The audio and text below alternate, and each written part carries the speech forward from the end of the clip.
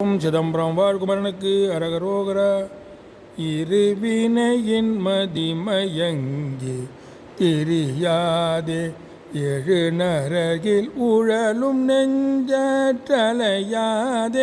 பரமகுரு அருள் நினைந்தேட்டுணர்வாலே பரவு தரிசனையந்த கருள்வாயே தெரி தமிழை உதவு சங்க புலவோனே சிவன் அருளும் முருக செம்போர் கழலோனே கருணை நெறி புரியும் அன்பர் கெளியோனே கனக சபை மருவு கந்த பெருமாளே பரமகுரு அருள் நினைந்தேட்டுணர்வாலே பரவு தரிசனை என்ற கருள்வாயே கனக சபை மருவு கந்த பெருமாள்.